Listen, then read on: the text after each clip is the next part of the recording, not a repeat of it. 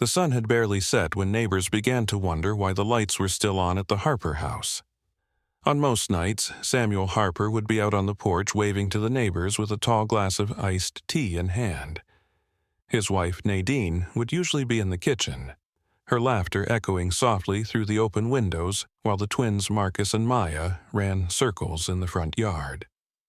That evening, in May 1992, however, the Harper house stood quiet despite its brightness. The porch swing moved gently in the humid Georgia air, but no one sat on it. A radio played softly inside, broadcasting the local baseball game. The smell of pot roast still lingered outside, warm and inviting. Yet the street was unusually silent, and something in the stillness did not sit right. Patricia Dorsey, who lived 2 doors down, was the first to grow concerned. She had seen Marcus earlier that day riding his bike in tight circles near the sidewalk, but she had not seen or heard from the family since. At first, she assumed they were simply enjoying a quiet evening. But around 10 p.m., she noticed the front door was still cracked open. The breeze caught it now, and then tapping it softly against the frame. Patricia, a retired teacher with a sharp sense for when things were out of place, walked slowly toward the house with her cardigan pulled tightly around her shoulders. The porch light buzzed above her. She knocked gently, then called out. There was no answer. Hesitating for a moment, she pushed the door open just enough to glance inside. The television in the living room was still on, casting a flickering light across the beige carpet. The family dinner table was set for 4, with half-eaten portions of roast beef and green beans still steaming. 2 glasses of milk sat untouched. The twins' chairs were pushed back as if they had gotten up mid-bite. A jacket was draped over the staircase railing. Patricia took a cautious step inside, calling again. The silence was crushing. She did not go further. Instead, she stepped out and walked back home to call the police. When officers arrived 15 minutes later, they were met with the same eerie calm. No signs of struggle, no broken windows, no signs of forced entry. The car was in the driveway. The keys were still hanging by the door. And yet, the Harper family was gone. The police worked through the night combing the house and the surrounding neighborhood. Flashlights swept through bushes and alleys. Officers questioned neighbors and passers-by. No one had seen anything out of the ordinary. A K-9 unit traced the family's scent out the back door and into the woods that bordered the property, but the trail ended less than 100 feet in. That was the first of many confusing developments. Nothing made sense. Inside the home, there were no signs of foul play, no blood, no overturned furniture, no messages left behind. It looked like they had simply walked away from dinner and evaporated. News of the Harper disappearance spread quickly through the Atlanta suburbs. Local papers ran the story with headlines that grew more speculative each day. Family vanishes without a trace. Mystery in suburbia. Children among missing. The community held vigils and prayer circles. Flyers bearing the family's smiling faces were posted in grocery stores and gas stations. Samuel, 42, a high school biology teacher known for his patience and warmth. Nadine, 39, a volunteer at the local library with a gift for storytelling. Marcus and Maya, just 7 years old, full of laughter and mischief. Their faces stared back from paper and poster board, always frozen in that last known moment. Detective Glenn Raleigh was assigned the case. He had lived 3 streets over from the Harpers and had once coached Marcus's Little League team. He knew the family well enough to know they would never leave without a word. His gut told him something was deeply wrong, but the lack of physical evidence left him with little to go on. Over the following weeks, he followed dozens of leads. A delivery driver claimed he saw Samuel loading boxes into a van. Another neighbor swore they heard arguing late one night. None of the stories added up. The delivery records showed no package that day. The supposed argument turned out to be a TV left on too loud. Glenn sat in the Harper living room one afternoon staring at the family photo above the mantel. Something gnawed at him, a sense that he was missing something obvious. 3 weeks passed, then 6.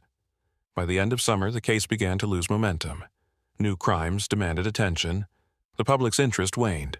But Glenn kept digging, He reread reports late into the night, cross-referenced witness statements, and combed through utility bills and bank transactions. One peculiar detail stuck out. 2 days after the Harpers vanished, a phone call was made from their landline. It lasted just under 2 minutes. The number it was dialed to had since been disconnected.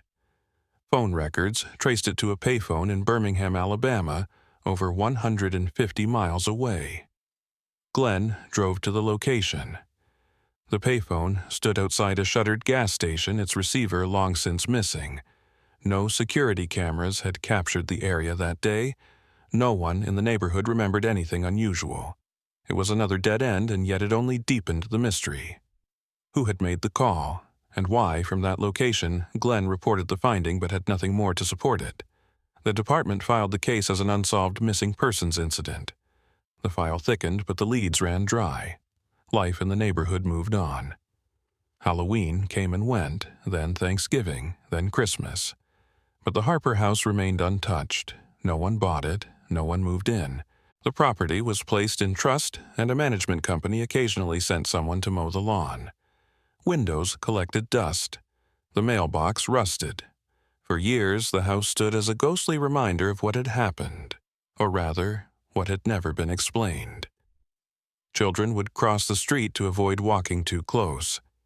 Some said you could still hear the television inside on stormy nights.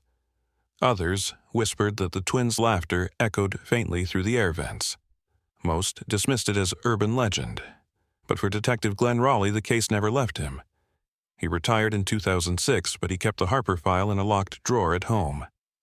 Every so often, he would open it, run his fingers over the fading photographs, and stare at a copy of that call log. He always circled the same question at the top of the page.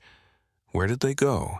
Detective Glenn Raleigh sat behind his desk in a small room lined with gray filing cabinets and outdated crime maps.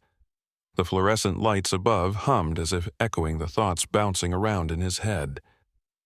It had been 3 months since the Harper family vanished, and although the official investigation had stalled, Glenn refused to let the case go cold in his heart.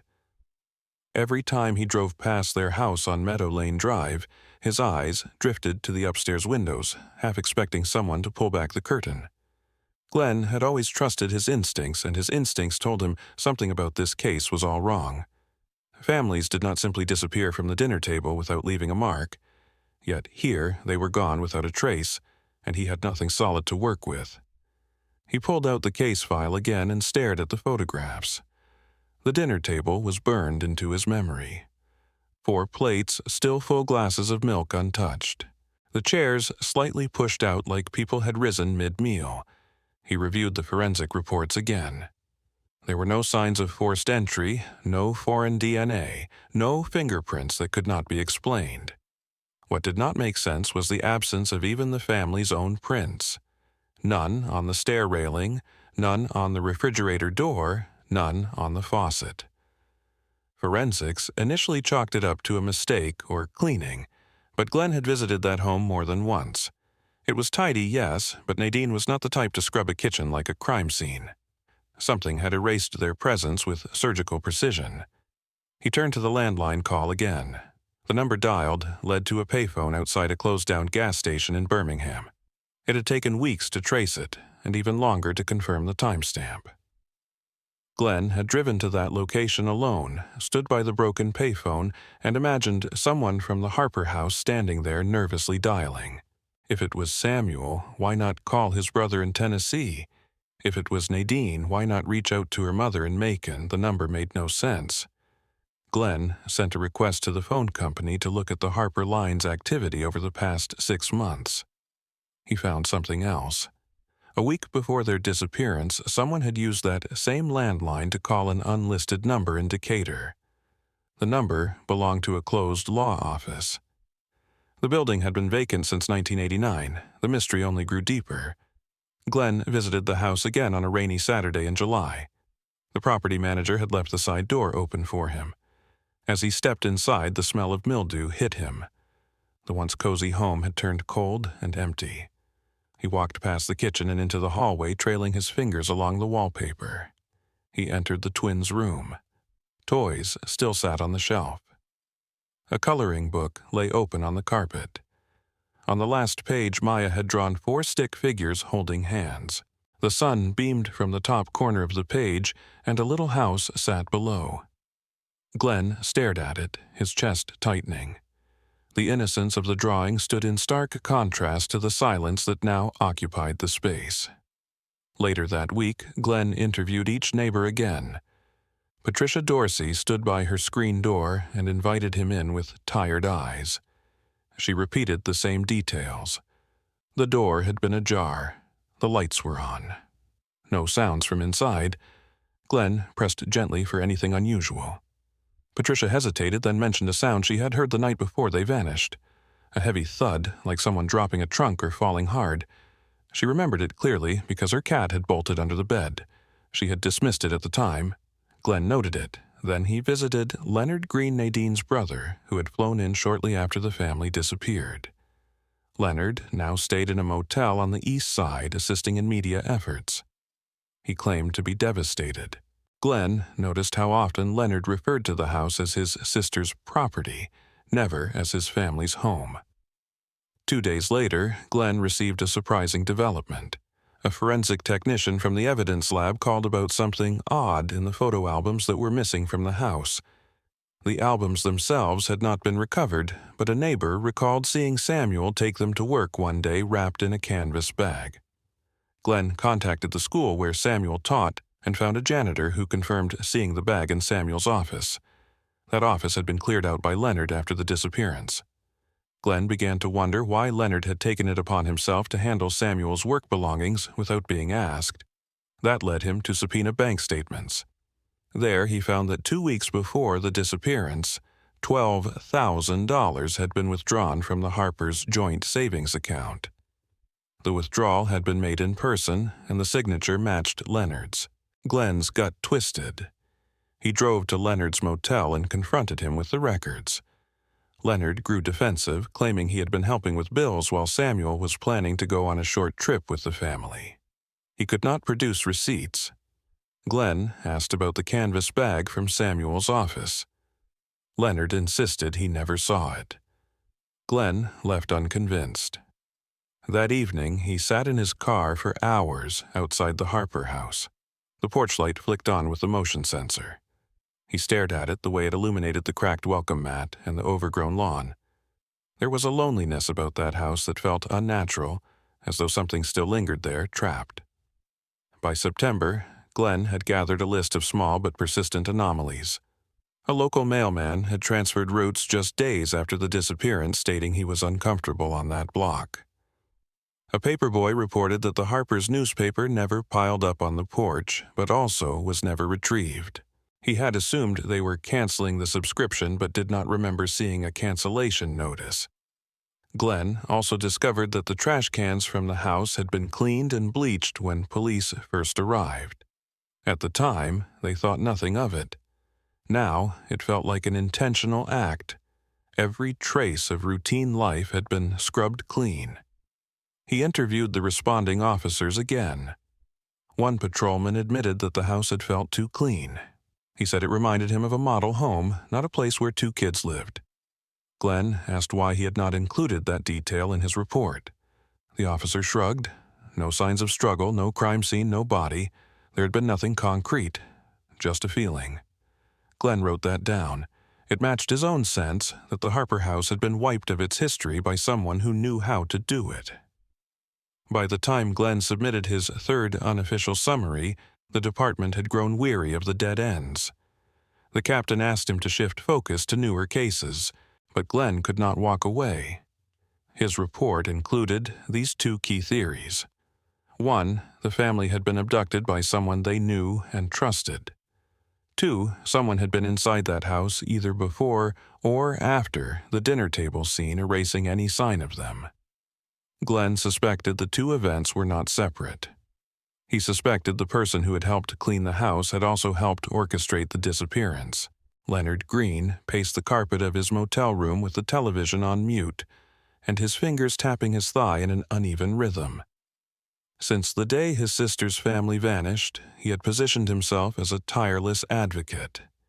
He appeared on local news segments holding up missing person flyers and promising that he would not stop until they were found.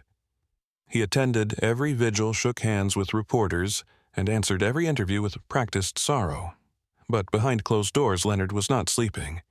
He was not eating, and increasingly he was not cooperating with the police. Detective Glenn Raleigh had tried to reach him several times over the last few weeks, and each time Leonard claimed to be busy with media obligations or community outreach. Glenn watched Leonard from across the motel parking lot that Thursday morning as Leonard loaded his car with boxes. At first glance, they appeared to contain old documents, maybe more posters or newspaper clippings.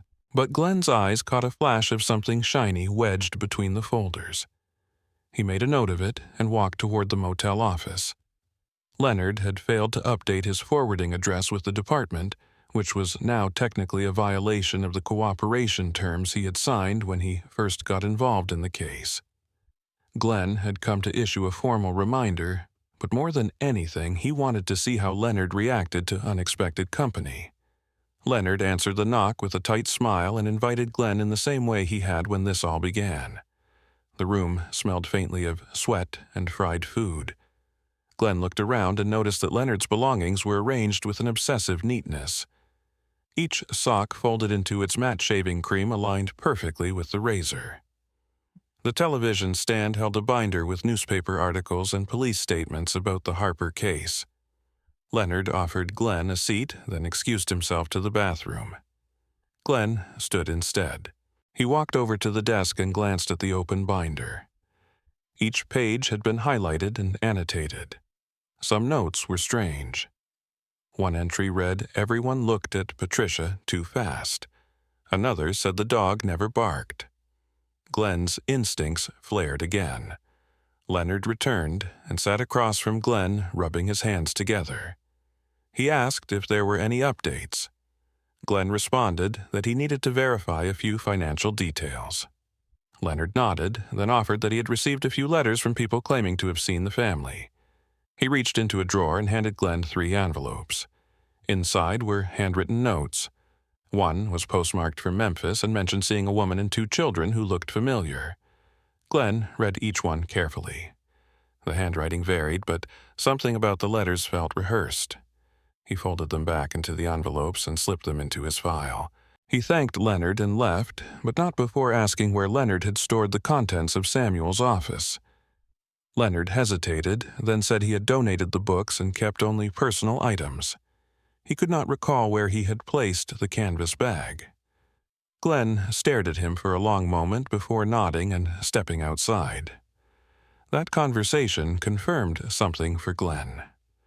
Leonard was either hiding something or had inserted himself too deeply into the case and now could not untangle himself without drawing suspicion.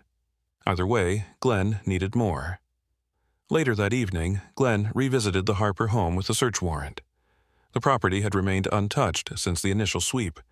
The grass had grown knee-high, the mailbox leaned to one side, its door permanently ajar. Glenn entered through the side door again and walked directly to the study. The family's filing cabinet was still there.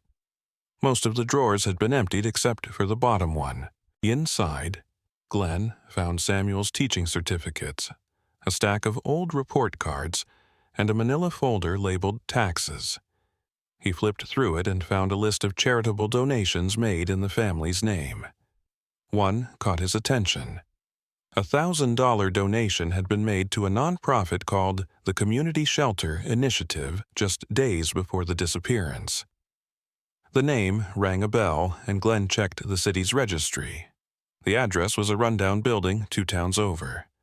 When Glenn visited the next day, he found a locked gate and graffiti across the windows.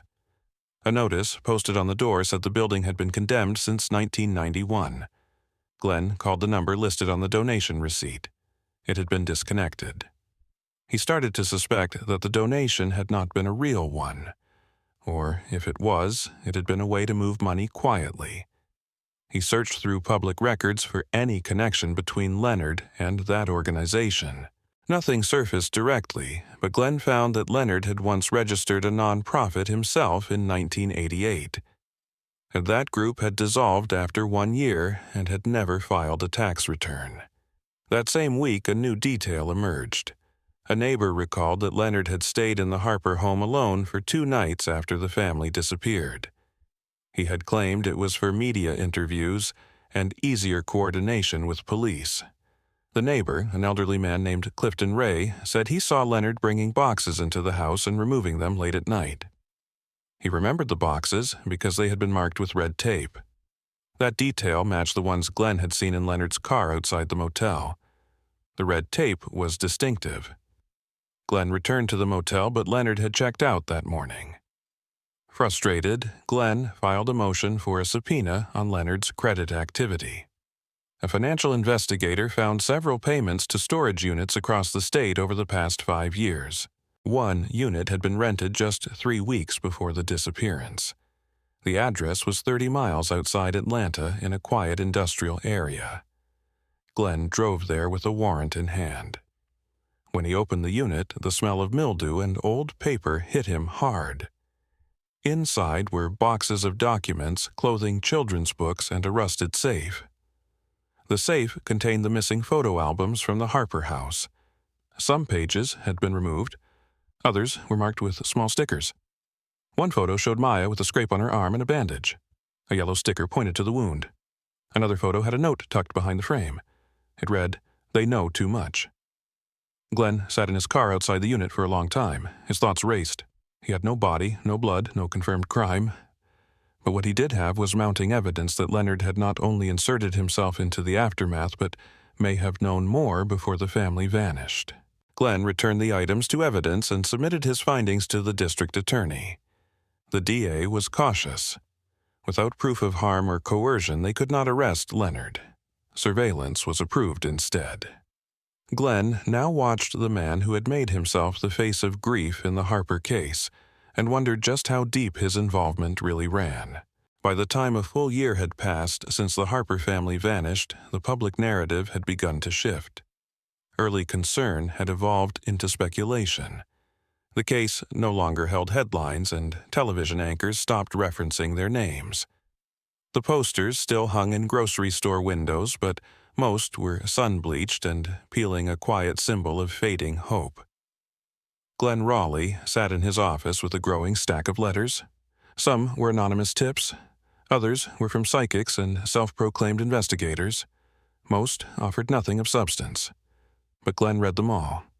He had promised himself that he would not let the silence bury the Harpers, even if the rest of the world had already moved on. The rumors took many forms. Some said the Harpers had entered witness protection. Others believed Samuel had been caught in something illegal and fled. A woman who lived 3 blocks away insisted that Nadine had once told her she wanted to escape and start over. Glenn found no evidence for any of it. Samuel had no criminal record. Nadine's work at the library had been steady. The children were enrolled in school and had appointments on the family calendar. No signs suggested premeditated disappearance, but in a case with no hard answers, even lies began to feel like puzzle pieces. One evening, Glenn received a call from a local journalist named Talia Reese. She had written an anniversary piece about the Harpers and claimed she had found something curious while researching archived footage.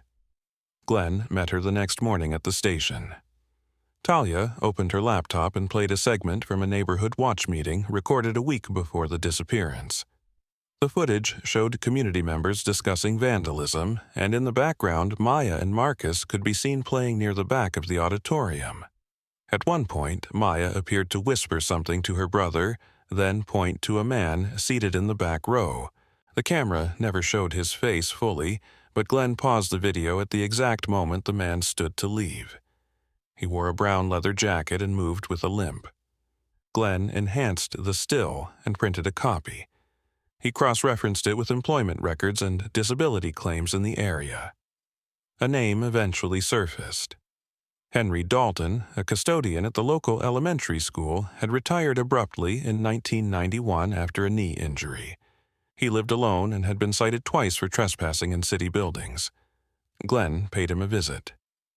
Henry answered the door with suspicion, his voice gravelly from years of smoking. He denied knowing the Harpers and said he had never seen the twins before. Glenn asked about the meeting. Henry shrugged and said he had attended many neighborhood events. He refused to elaborate. Glenn left with more questions than answers. He checked the school's staff directory from 1991. Dalton had been assigned to the same building where Nadine had once held literacy workshops.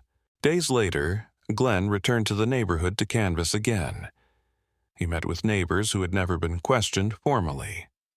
Most had nothing new to add, but one man, Vernon Parks, recalled something odd.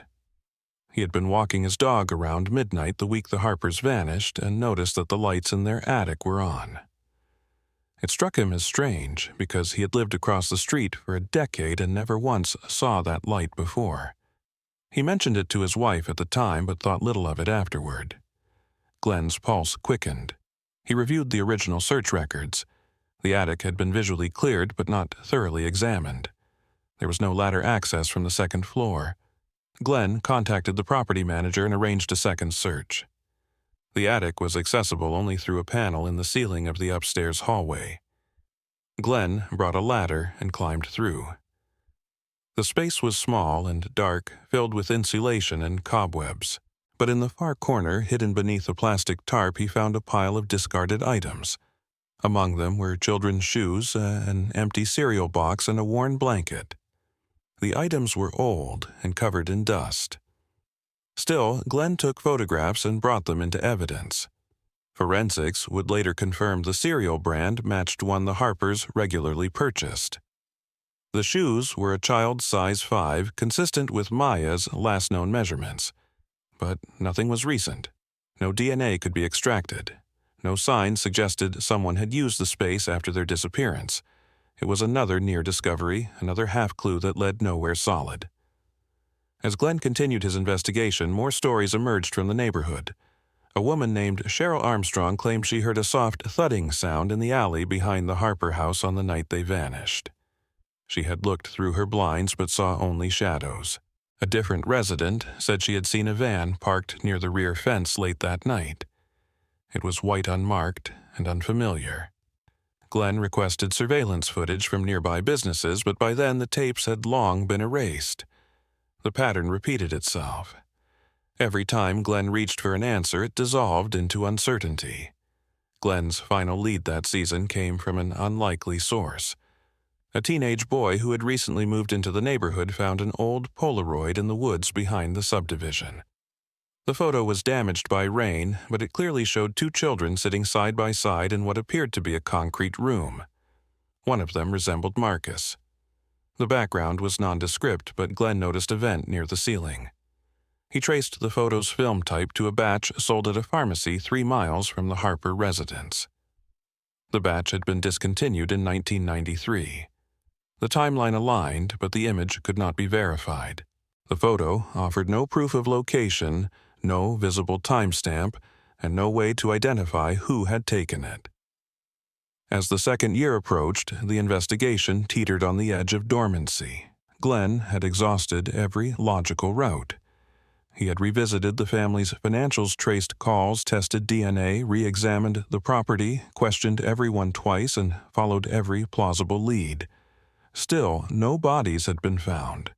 No ransom had been demanded. No movement from the Harper bank accounts or Social Security numbers. They were not in shelters, not in hospitals, not among the unidentified dead. It was as though the family had been swallowed whole by their own home. The Harper house remained empty for almost 10 years. Vines grew along the porch railings. The grass sprouted through cracks in the driveway. Neighborhood children dared each other to touch the doorknob and run. Over time, the ghost stories became more imaginative. Some claimed the house whispered when the wind blew. Others said the lights flickered at night, even though the power had been shut off. Adults dismissed the tales, but few considered moving in. The property changed management companies twice each one, failing to rent it out. It was not until the spring of 2002 that someone made an offer. Martin and Cheryl Johnson moved from Raleigh with their 8-year-old daughter, Tessa. Martin had been promoted to a logistics supervisor position in Atlanta, and Cheryl was eager to leave behind the urban sprawl. When their realtor showed them the property on Meadow Lane Drive, Cheryl paused at the worn shutters and leaning mailbox. Something about the house felt tired. Still, the price was impossibly low. The interior had been cleaned and staged with neutral colors and light furniture. Tessa loved the staircase and the swing in the backyard. Martin saw potential in the structure and imagined new windows, a fresh coat of paint, and a place to build memories. They closed the deal within the month. The Johnsons settled in quickly. Cheryl planted daisies along the front walk. Martin replaced the broken fence post. Tessa enrolled in the local elementary school and began to make friends. The neighborhood had changed since 1992. Most of the original residents had moved away or retired. Patricia Dorsey still lived 2 blocks over and walked her small dog past the house each morning.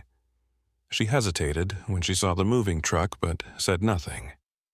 When Cheryl introduced herself, Patricia offered a polite smile but did not mention the history. Some stories, she believed, were better left buried. But Meadow Lane Drive had not forgotten. A few weeks into their move, Martin began repairs on the basement. He planned to convert part of the space into a workshop. He noticed the dog refused to go down the stairs, barking each time he opened the door.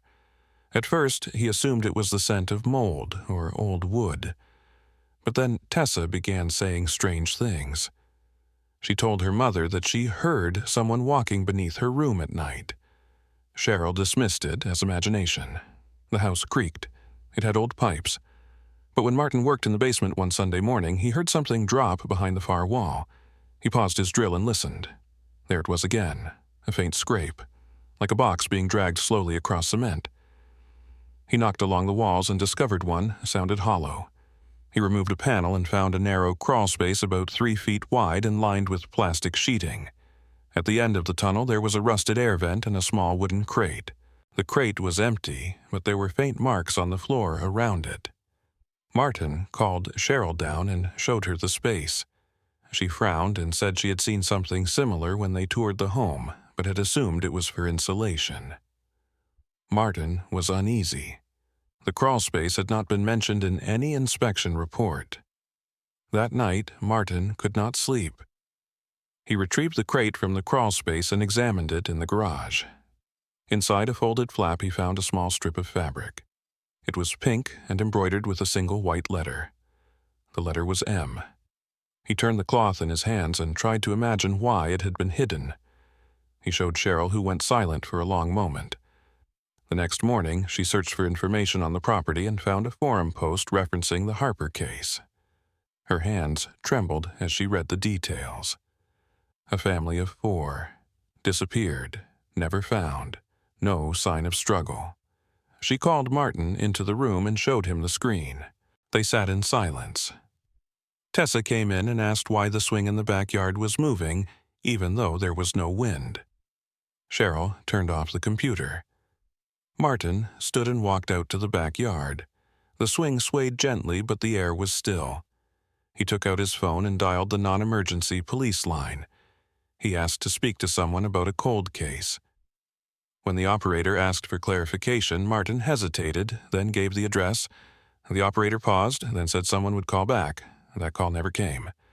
2 days later, Tessa came home with the drawings she had made at school. It showed 4 people standing inside a small square room. She labeled each one, Mom, Dad, me, and Girl. Cheryl asked who the girl was. Tessa said she met her in the basement. Cheryl pressed further, thinking it was an imaginary friend. But Tessa described the girl as having a scrape on her arm and no shoes. Cheryl called Martin at work and asked him to come home. Martin returned to the crawl space with a flashlight. He took measurements and followed the tunnel as far as it would go. Behind a section of paneling, he found something that made him stop cold. There were handprints pressed into the dusty wall. Small ones, faint, but real. He photographed them and returned to the house. Cheryl printed the photo of the Harpers from the article. Tessa pointed to Maya and said she was the girl. Cheryl called the police again. This time, she asked for a detective by name. When they said Detective Glenn Raleigh had retired, she asked for a supervisor. The responding officer took a statement but offered no promises. Cheryl emailed the photos and the article to the department. She received no reply. The Johnsons began to feel watched. Tessa complained of hearing whispers near the vents. The dog would growl at empty rooms. One night, Martin set up a camera in the basement. It captured nothing. But the next morning, the crate had moved 2 feet to the left. Cheryl begged him to leave it alone. But Martin needed to know. He returned to the crawl space alone and used a crowbar to open the panel behind the handprints. It revealed an old hatch. When he pried it open, the air rushed out in a stale gust. The space beneath was narrow and dark. He lowered his light and saw a rusted cot, 2 plastic cups, and the edge of a mattress. No one was there, but someone had been. The dust patterns were disturbed. The objects were out of place. He backed out slowly and sealed the hatch again. Martin Johnson stood over the basement crawlspace as the morning sun crept through the narrow windows, casting long shadows across the floor. He had not slept the night before. Every creak from the floorboards above had made his skin prickle. The discovery of the rusted cot and old mattress played on his mind in loops. Cheryl wanted to leave the house. Tessa had begun waking up in tears, claiming the girl in the basement told her to stay away from the vents. Martin did not believe in the supernatural, but he did believe in evidence. There was something real beneath that house, something the authorities had overlooked or chosen to forget. He returned to the crawlspace with fresh batteries in his flashlight and a notebook in his back pocket. He planned to map out the dimensions and document every item. The crawlspace was colder than before. Dust danced in the beam of his flashlight. He moved cautiously, ducking under the low beams until he reached the hatch. This time he brought gloves. He pried it open and set the lid aside carefully. As the stale air escaped again, he held the light steady and lowered himself into the room below. The space was roughly 8 by 10 feet with low concrete walls and a dirt floor. The cot stood in the corner, bent slightly in the middle. Near it were 2 plastic jugs, one cracked, the other still partially full of stale water. A torn blanket lay in a heap beside a broken toy figure. Martin's breath caught. The toy was a small action figure missing an arm. He recognized it from one of the newspaper photos Cheryl had shown him. It had belonged to Marcus Harper. His hand trembled as he reached for it, then pulled back. He turned instead to the far wall where a vent covered in dust hung half open. He crouched and looked through it. Behind the vent, a narrow shaft extended upward. He guessed it connected to the floor above, maybe to one of the bedrooms. He placed his ear to it and listened. Silence. Still, he noted it as a potential access point. He continued his inspection and found a faded paperback under the cot. It was a children's book, its spine cracked. On the inside cover, someone had written a name in crayon. The name was Maya. Martin crawled out and stood upright in the basement, his head spinning. He called Cheryl and told her to bring the book. He wanted to compare the handwriting. Cheryl arrived with a scrapbook she had found in a sealed box labeled Summer 1992. Inside were notes from Maya's class projects. Martin placed the crayon writing beside one of the assignment pages. The loops and spacing matched. They had found definitive proof that at least one of the Harper children had been in that hidden room. Cheryl stared at the book, her fingers trembling. She said they had to leave the house immediately. Martin nodded. They packed what they could and checked into a hotel by that evening. The next morning, Martin contacted the Atlanta Police Department and demanded to speak with a detective. He described everything they had found, provided photos, and insisted someone investigate the crawlspace and the secret room. An officer arrived 2 hours later, took a brief statement, and promised to relay the information. By the following day, the Johnsons had heard nothing. Frustrated, Martin called a local news station and requested to speak to a reporter. The producer transferred him to a young journalist named Kelly Burns. Martin shared the entire story from the basement discovery to the missing family. Kelly met them at the hotel and reviewed the photos. She asked permission to visit the house. Martin agreed. Kelly entered the crawlspace with Martin guiding her. She took video and notes. When she reached the hidden room, she gasped. The air was thick and the cot looked more sinister in person. She filmed everything. When they returned to the hotel, Kelly contacted her editor. The next evening, a segment aired on the local news titled "Family Finds Hidden Room Linked to Decades-Old Disappearance." It featured interviews with Martin and Cheryl, archival footage of the Harpers and shots of the items discovered. The story went viral. Viewers shared it online. Old neighbors began calling in. Some remembered the police search from 1992. Others claimed they had never heard what happened to the Harper family. Among the viewers was Detective Glenn Raleigh. Though retired, he watched the broadcast with growing disbelief. He recognized the crawlspace, the toy, and the vent. He had visited that basement more than once. How had he missed the hatch? He picked up the phone and called the station. They connected him with Kelly, who was stunned to hear from the original investigator. Glenn requested a meeting. They sat together the next day at a local diner. Glenn brought his old files. He admitted he had never been satisfied with how the case ended. Kelly showed him the new footage. He took it all in quietly, then said he needed to see the house again. With the Johnsons' permission, Glenn returned to Meadow Lane Drive for the first time in nearly 15 years. He walked the perimeter, noting how much had changed. The house had been painted. The swing was newer, but the layout remained the same. Inside, he walked directly to the basement. Martin guided him through the crawlspace and pointed to the hatch. Glenn stood over it and sighed. Then he climbed down. When he reached the bottom, he stared at the cot, the vent, and the toy figure. He crouched and picked up the paperback. He turned it in his hand and murmured that he had seen this book before. Back upstairs, Glenn asked for access to the attic. He remembered the attic had once held a few old boxes and a broken fan. He climbed the ladder and began tapping the walls. He paused near the corner where insulation had been recently shifted. Beneath it, he found an old radio with frayed wiring. Next to it was a coil of rope and a pair of rusted nails. Glenn took photos and noted that the attic sat directly above the crawlspace shaft.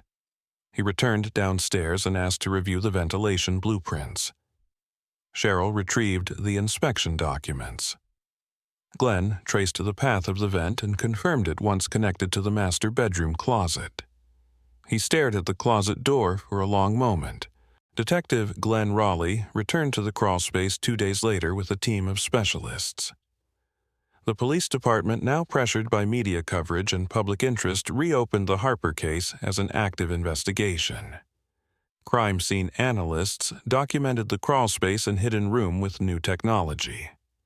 Glenn stood silently as technicians scanned the floor and walls with infrared and ground-penetrating equipment.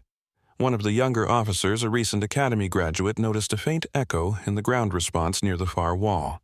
The readings suggested a hollow space beneath the concrete slab. Glenn instructed them to proceed carefully. A section of the wall was marked and slowly chipped away, revealing an old access shaft leading deeper than the crawlspace. The atmosphere inside the room changed as dust filled the air. The shaft opened into a concealed chamber roughly the size of a small bedroom. The floor was dirt-packed, the ceiling was low, the smell of mold and rust was thick. Against the far wall, 4 cots were arranged in a line. Each had an old mattress, thin and worn. Nearby, an overturned bucket and several cracked plastic containers hinted at rudimentary living conditions. Glenn stepped inside slowly, his flashlight casting sharp shadows. He saw a faded blanket with cartoon characters, a child's shoe tucked under a corner, and an empty cereal box crushed near the entrance. The room felt heavy. It was not just the poor air circulation. It was the silence, the weight of what had taken place there. Crime scene technicians examined the chamber. They found no human remains but collected samples from the fabric and soil. They recovered hair strands from the bedding, which they submitted for DNA analysis. Glenn walked to the center of the room and looked up. A pipe extended through the ceiling, ending an vent that had been camouflaged from the basement above. He noted that it matched the structure seen in the earlier crawlspace. He realized this chamber had been separate from the previously discovered room. It had been purposefully concealed beneath the original floor, accessible only through a narrow shaft. Whoever built it knew how to hide a space. After returning to the surface, Glenn requested the original construction plans for the house. He compared them with the new layout and found that the chamber had been created sometime after the house was built. The modifications were not listed in any official permit or record. The walls bore signs of makeshift insulation. Sections had been dug out and reinforced with old wood planks. Glenn theorized that someone with construction knowledge had built it over time. The design allowed ventilation without detection and appeared to include a mechanism for lowering supplies through a chute connected to the basement wall. Glenn followed the path of the chute and ended up at the utility closet behind the laundry room. Inside the closet, hidden behind a false panel, was a pulley system rigged with rope and a small basket. It could carry light items up and down. Glenn stood in silence for a long moment. He now believed the Harper family had not only disappeared, but had been kept here. The evidence supported long-term confinement. He called in forensic psychologists to examine the space for behavioral indicators. They found makeshift markings on one wall tallies that may have represented days. A total of 3,912 marks covered one side of the wall. That equaled nearly 11 years. The number stunned Glenn. If accurate, it meant the Harpers could have survived in this space for over a decade. Within a week, DNA results confirmed that hair from the cots matched all 4 members of the Harper family. Glenn felt the weight of the truth crash down. They had been in that house the entire time. While neighbors speculated while search teams combed parks and riverbanks, the Harpers had remained within reach, hidden beneath the floor. Glenn did not know whether they were still alive or if they had been moved elsewhere. But the room had not been abandoned long. The dust patterns were shallow. A few containers still held partially fresh food wrappers. Someone had been maintaining the space. That meant someone else knew about it. The investigation turned inward. Glenn ordered a full background check on everyone who had access to the property between 1992 and 2002. Maintenance workers, inspectors, real estate agents, utility technicians, and relatives were reviewed. One name kept resurfacing: Leonard Green. He had stayed in the home during the initial search. He had taken control of Samuel Harper's possessions. He had been seen moving boxes into the house after the disappearance. And he had disappeared for long stretches, never explaining his whereabouts. Glenn requested surveillance on Leonard's last known address. They found that he had recently moved into a small apartment under a different name 2 towns over. Police obtained a search warrant. Inside Leonard's apartment, they found notebooks filled with schedules, measurements, and diagrams of the Harper house. One notebook included entries detailing food drop-off times and ventilation checks. Glenn turned each page with a rising sense of dread. Leonard had monitored the hidden room for years. Some entries referred to the children by initials. One read M coughed all night. Another said N stopped eating again. Glenn sat back and stared at the ceiling. The notes were dated up until 2003. Then they stopped. No entries beyond that year. If Leonard had maintained the room that long, why had he stopped in 2003? A search of his belongings uncovered receipts for hardware purchases, surveillance cameras, and rope. Police matched one camera serial number to the lens found in the basement vent. Leonard had wired the house to observe the family while they were confined. Glenn's mind reeled. He could not fathom the motive. It was control, isolation. Leonard had taken over their lives completely.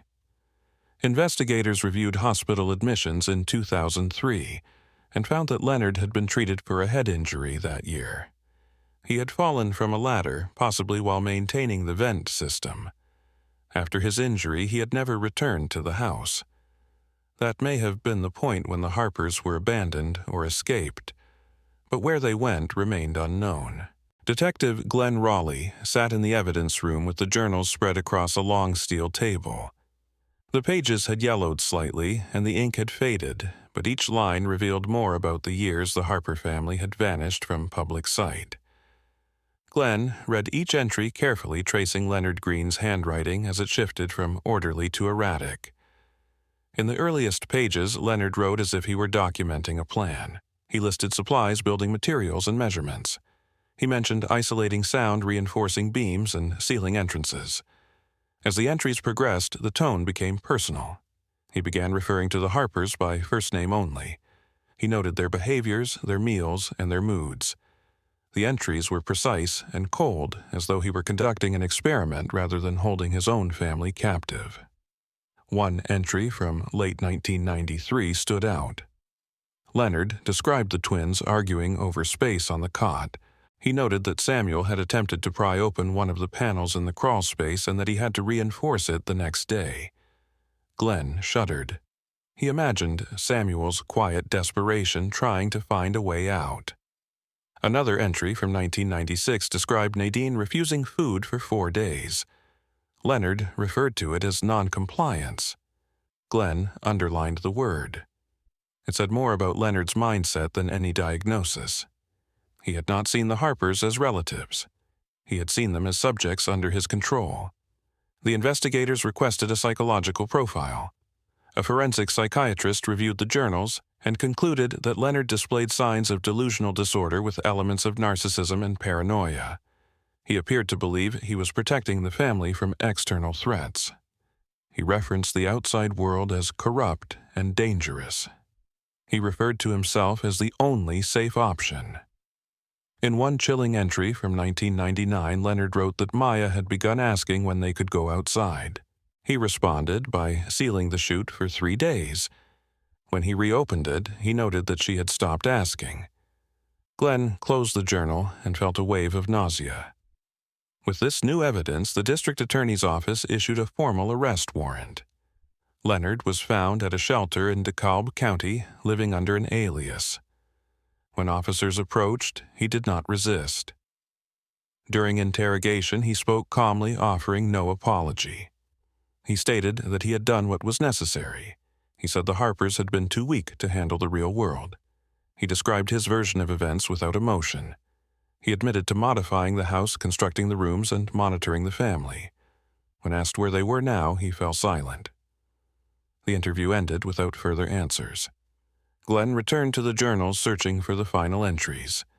The last dated note was from March 2003. Leonard described being injured after falling while repairing a ventilation pipe. He wrote that he had blacked out briefly and hit his shoulder. The next page contained only a single line, "No contact since Tuesday." After that, the journal ended. Investigators theorized that Leonard's injury may have left him unable to continue his visits. Without food or contact, the Harpers may have found a way out, or they may have been discovered by someone who never reported it. The silence left room for endless speculation. Forensics expanded the search to nearby properties. They examined sewer access drainage routes and abandoned lots.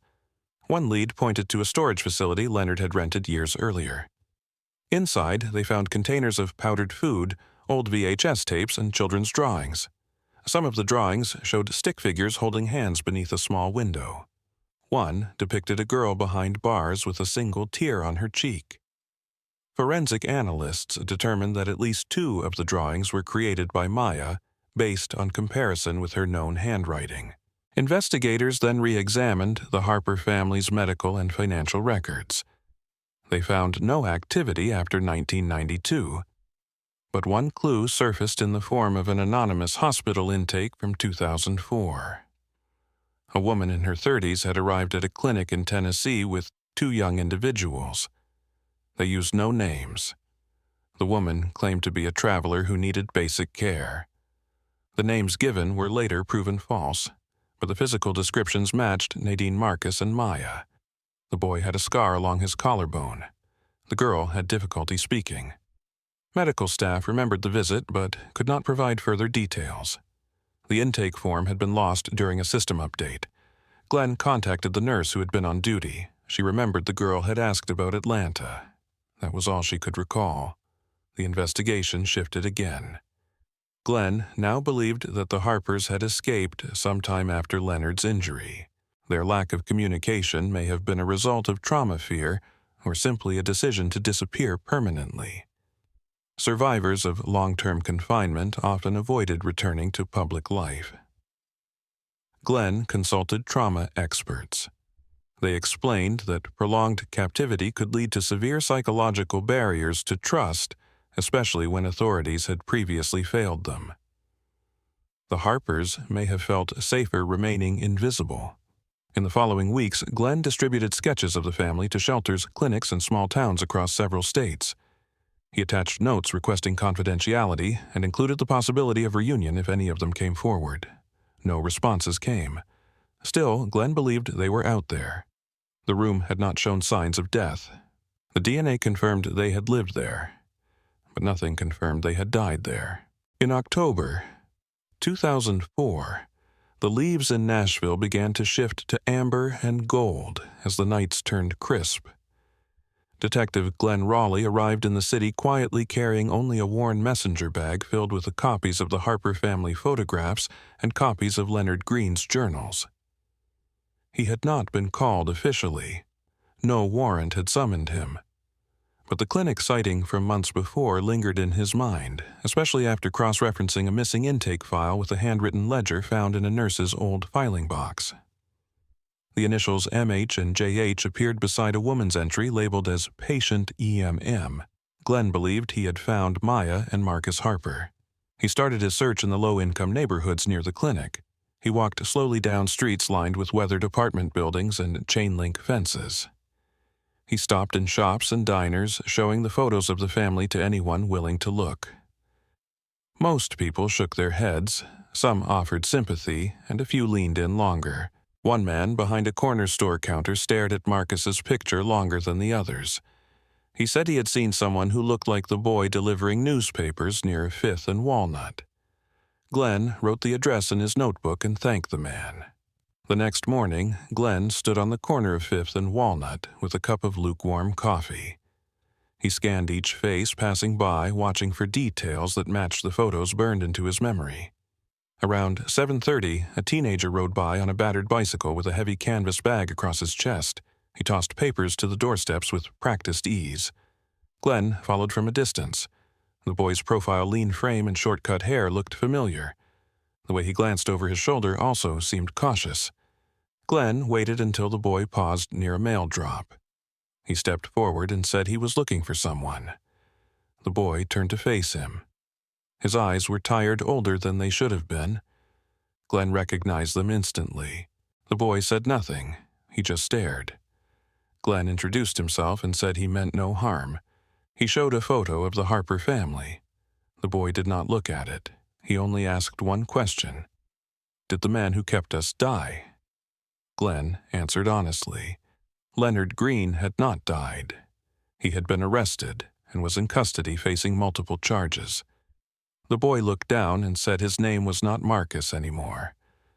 Glenn nodded and said he understood. He asked if the boy's sister and mother were still with him. The boy hesitated, then said they were safe. Glenn asked to speak with them. The boy said they would not agree. He explained that after escaping the house in 2003, they had wandered for weeks. They had been afraid to seek help. Eventually, they settled in a church basement where the pastor agreed to give them shelter without asking questions. Glenn requested to visit the church. The boy refused. He said his mother still lived in fear. She believed Leonard would return. She did not know he had been arrested. Glenn gently explained that the family had never stopped searching, that people cared, that there were those who still hoped to see them again. The boy stared at the sidewalk for a long time. Finally, he agreed to meet Glenn again the next day. Same corner, same time. Glenn watched him ride off his figure small against the gray morning sky. The next morning, the boy returned.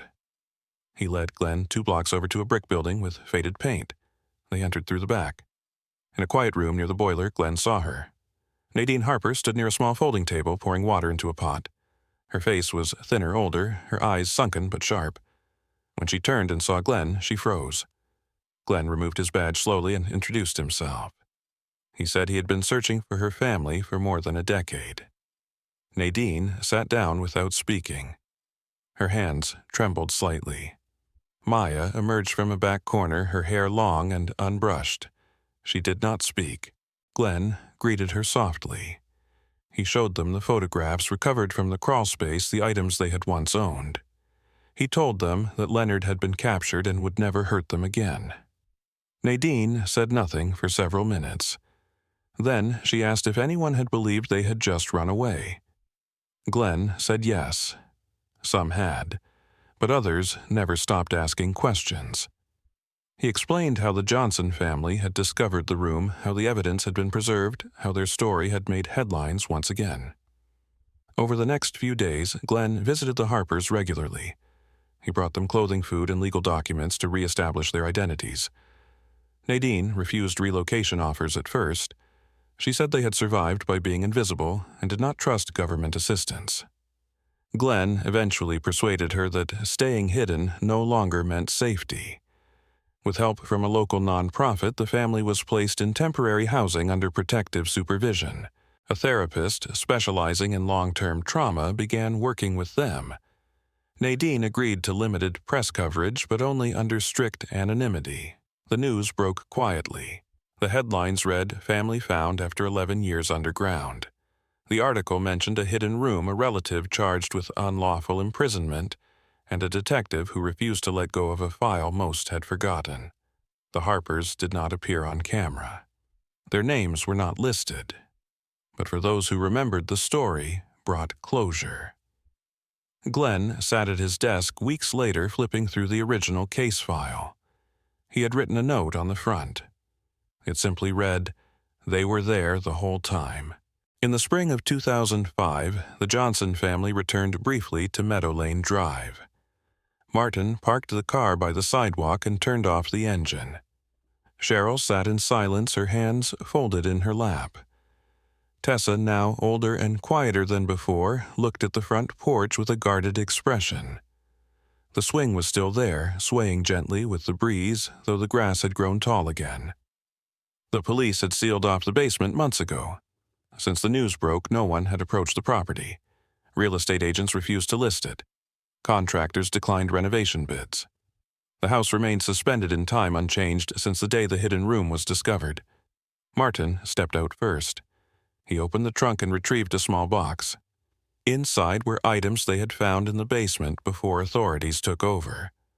A plastic hair clip, a drawing of a flower, a small cloth doll missing a button.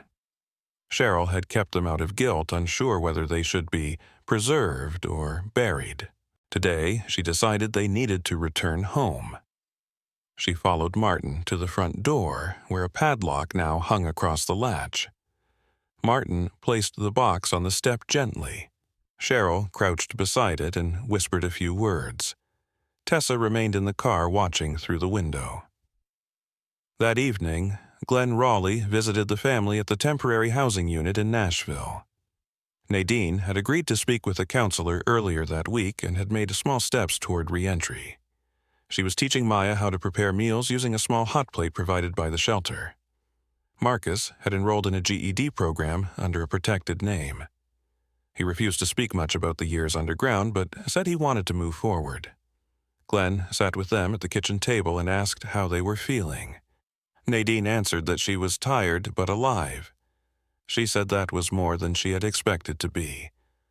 Maya brought Glenn a picture she had drawn. It showed 4 stick figures under a roof with no locks. Later that night, Glenn returned to his motel room and reviewed the full case file. He read through every page, every photo, every note taken since 1992. The weight of the case sat on his shoulders differently now. It no longer carried the sharp urgency of a mystery, but the heavy responsibility of truth. He had found them. But finding them did not erase what had been done. It did not return Maya's childhood or lift the shadows from Nadine's eyes. He knew that justice had limits. He knew it often arrived late and incomplete. But still, it mattered that they had been found. It mattered that someone had kept looking. In the weeks that followed, Glenn worked with a victim advocacy group to help secure longer-term support for the Harpers. A trust fund was created through anonymous donations. A family law attorney volunteered pro bono services to help them reestablish legal documentation. A trauma-informed educator arranged for Maya to receive private tutoring. The Harper name was never made public. Media requests were denied or rerouted through Glenn's office. Nadine remained firm on one point. They would never give interviews. They would never tell the full story to strangers. That part of their life belonged only to them. Meanwhile, Leonard Green stood trial in Fulton County. The courtroom was tense but controlled. Prosecutors presented the journals, the photographs, the forensic evidence from the hidden rooms, and the hospital record showing Leonard's injury in 2003. The defense attempted to argue mental instability, but psychiatric testimony revealed Leonard's actions were deliberate, organized, and sustained. He had constructed an underground environment, manipulated his relatives, and maintained their confinement for over a decade. The jury deliberated for 2 days. Leonard was found guilty on multiple counts, including unlawful imprisonment, child endangerment, and aggravated assault. He was sentenced to life in prison without the possibility of parole. News outlets covered the verdict with careful language. They referred to the family as survivors of extreme isolation. Experts weighed in on the psychological toll of captivity. Few could imagine how the Harper children had endured. Fewer still could understand why Nadine had never attempted to flee earlier. Glenn understood that question to be flawed. Survival under control was not always a matter of physical strength. It was about conditioning, about fear, about silence passed from day to day like a ritual. The Harper family had lived through more than disappearance. They had lived through erasure. 3 months after the trial, Glenn received a letter in the mail. It was unsigned. Inside was a photograph of Maya standing beside a tree, her hair in braids, her hands holding a sketch pad. Behind her was a house with shutters painted light blue. On the back of the photo, someone had written, "We are learning to be okay." Glenn placed the photo in a drawer beside his badge. He did not need anything more than that. Back in Meadow Lane Drive, the city council held a meeting to decide the future of the Harper house. Some argued it should be demolished. Others proposed turning it into a community resource center. The final decision was quiet and simple. The house would be purchased by the city, sealed permanently, and preserved without promotion. No plaques, no signs, just silence. It would remain a part of the neighborhood, standing as a witness, not a museum, not a story, just a place that had held something no one had seen. On the 1-year anniversary of the discovery, Glenn drove past the house one last time. He parked across the street and rolled down the window. The breeze carried the scent of fresh grass. The swing hung still. The blinds were closed. He sat for several minutes watching. He thought about how some mysteries were never meant to end with clarity. They ended with scars, with echoes, with quiet decisions to continue. The house had held a family in silence for 11 years. Now it held their absence. If you found this story gripping, make sure to like and subscribe so you never miss our next mystery. Let us know in the comments what you think really happened in that house and where you're watching from. We read every response.